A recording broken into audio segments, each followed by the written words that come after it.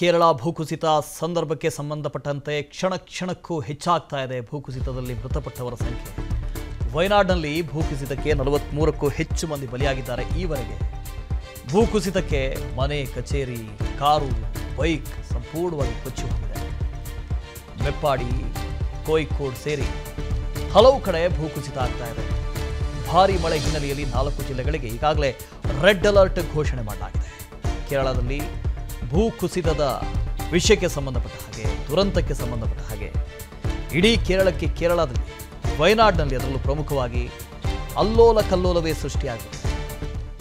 ವಯನಾಡ್ನಲ್ಲಿ ಭೂಕುಸಿತಕ್ಕೆ ಸದ್ಯದ ಮಟ್ಟಿಗೆ 43 ಜನ ಸಾವನ್ನಪ್ಪಿದ್ದಾರೆ ಅನ್ನೋ ಮಾಹಿತಿ ಲಭ್ಯ ಆಗ್ತಾ ಇದೆ. ಆದರೆ ಮಣ್ಣಿನ ಆಳದಲ್ಲಿ ಸುಮಾರು 40-50 ಅಡಿ ಆಳದಲ್ಲಿ ನೂರಾರು ಸಂಖ್ಯೆಯಲ್ಲಿ ಜನ ಸಿಕ್ಕಾಕೊಂಡಿರುವಂಥ ಶಂಕೆ ವ್ಯಕ್ತವಾಗ್ತಾ ಇದೆ. ಸುಮಾರು 400ಕ್ಕೂ ಅಧಿಕ ಮನೆಗಳು ಸರ್ವನಾಶವಾಗಿದ್ದಾವೆ. ಇಡೀ ಊರೇ ಸರ್ವನಾಶ. ಇನ್ನೊಂದು ಕಡೆ ಕೇರಳದಲ್ಲಿ ಕಾರ್ಯಾಚರಣೆಗಾಗಿ ಸೇನೆಯನ್ನು ನಿಯೋಜನೆ ಮಾಡಲಾಗಿದೆ. ಸೇನೆಯಿಂದ ಅನೇಕರು ಈಗಾಗಲೇ ಆಗಮಿಸ್ತಾ ಇದ್ದಾರೆ. ನೀವು ಗಮನಿಸ್ತಾ ಇದ್ದೀರಿ, ಭಾರತೀಯ ಸೇನೆಯು ಕೂಡ ಆಗಮಿಸ್ತಾ ಇದೆ ರಕ್ಷಣಾ ಕಾರ್ಯಾಚರಣೆಗೆ. ಈಗಾಗಲೇ SDRF ಜೊತೆಗೆ ರಾಜ್ಯದ ಒಂದಷ್ಟು ಜನ ಪೊಲೀಸರು ಆಗಿರ್ಬೋದು, ಬೇರೆ ಬೇರೆ ಅಧಿಕಾರಿಗಳು ನಿಯೋಜನೆ ಮಾಡಲಾಗಿದೆ. ಆದರೆ ಸೇನೆ ಧಾವಿಸಿ ಬರ್ತಾ ಇದೆ ನೆರವಿಗಾಗಿ. ಈಗಾಗಲೇ ಅಕ್ಕಪಕ್ಕದ ರಾಜ್ಯಗಳಿಗೂ ಕೂಡ ಕೇರಳ ಸರ್ಕಾರ ಮನವಿಯನ್ನು ಮಾಡಿಕೊಂಡಿದೆ. ಈ ಹಿನ್ನೆಲೆಯಲ್ಲಿ ಸೇನೆ ಧಾವಿಸಿ ಬರ್ತಾ ಇದೆ.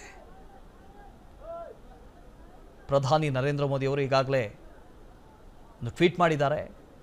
ಮೃತರ ಕುಟುಂಬಸ್ಥಕ್ಕೆ 2 ಲಕ್ಷ ರೂಪಾಯಿ ಪರಿಹಾರವನ್ನು ಘೋಷಣೆ ಮಾಡಿದ್ದಾರೆ. ಜೊತೆಗೆ ರಾಹುಲ್ ಗಾಂಧಿ ಸಂತಾಪ ಸೂಚಿಸಿದ್ದಾರೆ. ಅವರು ಕೂಡ ಆಗಮಿಸುವಂಥ ನಿರೀಕ್ಷೆ ಇದೆ. ವಯನಾಡ್ನ ಮಾಜಿ ಸಂಸದರು ಅವರು. ಆ ದೃಶ್ಯಗಳಲ್ಲಿ ಗಮನಿಸ್ತಾ ಇದ್ದೀರಿ, ಅತ್ಯಂತ ಭೀಕರವಾದ ಭಯಾನಕವಾದಂಥ ದೃಶ್ಯಗಳಿವು. 2020ರ ದೃಶ್ಯವನ್ನು ಮತ್ತೊಮ್ಮೆ ಮೆಲುಕು ಹಾಕುವಂತೆ ಮಾಡಿದಂಥ ದೃಶ್ಯ. ಆ ಸಂದರ್ಭದಲ್ಲಿ 66 ಜನ ಸಾವನ್ನಪ್ಪಿದರು.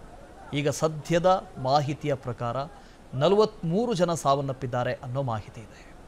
ಸಾವಿನ ಸಂಖ್ಯೆ ಕ್ಷಣ ಕ್ಷಣಕ್ಕೂ ಏರಿಕೆ ಆಗ್ತಾನೇ ಇದೆ.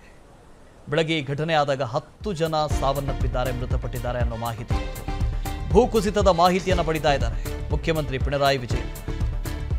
ಅಧಿಕಾರಿಗಳಿಂದ ಮಾಹಿತಿ ಸಂಗ್ರಹಿಸ್ತಾ ಇದ್ದಾರೆ ಕೇರಳ CM. ಪ್ರಧಾನಿಗಳು ನಿರಂತರವಾಗಿ ಸಂಪರ್ಕದಲ್ಲಿದ್ದಾರೆ ಮುಖ್ಯಮಂತ್ರಿಗಳ ಜೊತೆಗೆ. ಗಾಯಗೊಂಡವರಿಗೆ ವಿವಿಧ ಆಸ್ಪತ್ರೆಗಳಲ್ಲಿ ಚಿಕಿತ್ಸೆ ಕೊಡಿಸಲಾಗ್ತಾ ಇದೆ. ಭೂಕುಸಿತ ಪ್ರದೇಶಕ್ಕೆ ಹಿರಿಯ ಅಧಿಕಾರಿಗಳ ತಂಡ ದೌಡಾಯಿಸಿದೆ. ಭೂಕುಸಿತದ ಮಾಹಿತಿಯನ್ನ ಪಿಣರಾಯಿ ವಿಜಯನ್ ಪಡಿತಾ ಇದ್ದಾರೆ. SDRF ತಂಡ ಆಗಿರ್ಬೋದು, ಅಗ್ನಿಶಾಮಕ ದಳದ ಸಿಬ್ಬಂದಿಗಳಾಗಿರ್ಬೋದು, ಸ್ಥಳೀಯ ಪೊಲೀಸರಾಗಿರ್ಬೋದು ರಕ್ಷಣಾ ಕಾರ್ಯಾಚರಣೆಯಲ್ಲಿ ತೊಡಗಿದ್ದಾರೆ. ಜೊತೆಗೆ ಇನ್ನೇನು ಸೇನೆಯೂ ಕೂಡ ಬಂದು ಜಾಯಿನ್ ಆಗುತ್ತೆ. ಈಗಾಗಲೇ ಭಾರತೀಯ ಸೇನೆ ಕೇರಳದತ್ತ ಹೊರಟಿದೆ, ಕಾರ್ಯಾಚರಣೆಯಲ್ಲಿ ತೊಡಗ್ತಾರೆ. ಆದರೆ ನಿಜಕ್ಕೂ ಈ ದೃಶ್ಯಗಳನ್ನು ನೋಡಿದಾಗ ಮೈ ಜುಮ್ ಎನ್ನುತ್ತೆ. ನೋಡಿ, ಸುಮಾರು 50ರಿಂದ 60 ಅಡಿ ಆಳದಲ್ಲಿ ಜನರು ಸಿಕ್ಕಾಕೊಂಡಿದ್ದಾರೆ. ಅದು ಎಷ್ಟು ಜನ ಏನು ಅಂತ ಇನ್ನೂ ಕೂಡ ಗೊತ್ತಿಲ್ಲ. ಸುಮಾರು 400 ಕುಟುಂಬಗಳು ಸರ್ವನಾಶವಾಗಿದ್ದಾವೆ. ಸದ್ಯದ ಮಾಹಿತಿಯ ಪ್ರಕಾರ 43 ಜನ ಮೃತಪಟ್ಟಿರೋದು. ಆದರೆ ಶಿರೂರಿನಲ್ಲಾದಂಥ ದುರಂತಕ್ಕೂ ಈ ದುರಂತಕ್ಕೂ ಹೋಲಿಕೆ ಮಾಡೋದಕ್ಕೆ ಸಾಧ್ಯನೇ ಇಲ್ಲ. ಶಿರೂರಿನಲ್ಲಿ ಒಂದು ಸಣ್ಣ ಭಾಗ, ಗುಡ್ಡದ ಒಂದು ಸಣ್ಣ ಭಾಗ ಕುಸಿದಿತ್ತು, 10 ಜನ ಸಾವನ್ನಪ್ಪಿದ್ರು. ಅದನ್ನು ದುರಂತನೇ. ಆದರೆ ಕೇರಳದಲ್ಲಿ ಆಗಿರುವಂಥ ಈ ಘಟನೆ ಇದೆಯಲ್ಲ,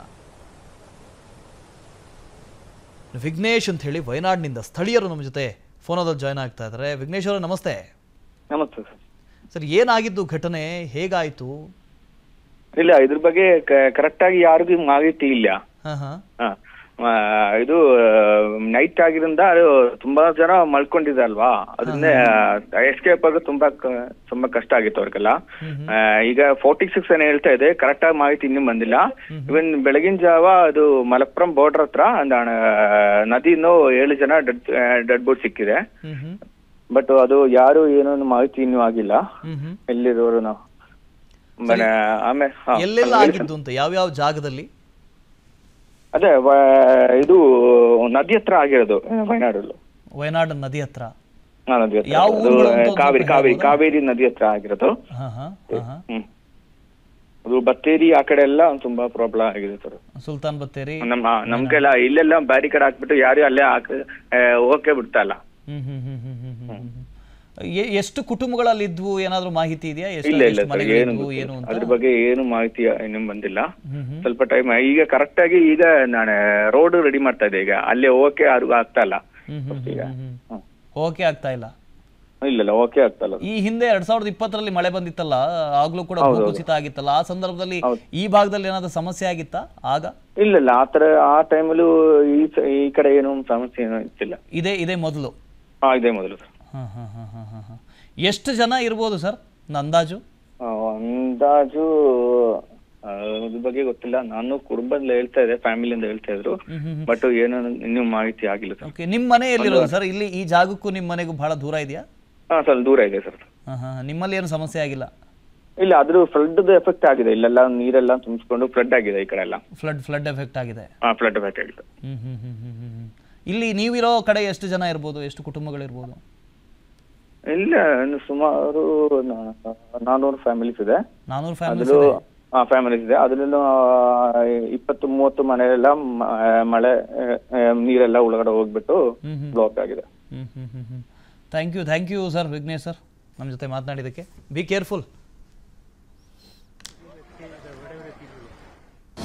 ಅನುಕ್ಷಣದ ಸುದ್ದಿಗಳಿಗಾಗಿ Vistara news YouTube channel subscribe ಮಾಡಿ. ಹೊಸ ಸುದ್ದಿಗಳ ನೋಟಿಫಿಕೇಶನ್ಗಾಗಿ ಬೆಲ್ ಐಕಾನ್ ಕ್ಲಿಕ್ ಮಾಡಿ. ಲೇಟೆಸ್ಟ್ ಅಪ್ಡೇಟ್ಸ್ಗಾಗಿ www.vistaranews.com ವೆಬ್ಸೈಟ್ಗೆ ವಿಸಿಟ್ ಮಾಡಿ. ಅಂಗೈಯಲ್ಲೇ ಜಗತ್ತಿನ ಸುದ್ದಿ ತಿಳಿಯಲು Vistara news Kannada app download ಮಾಡಿ.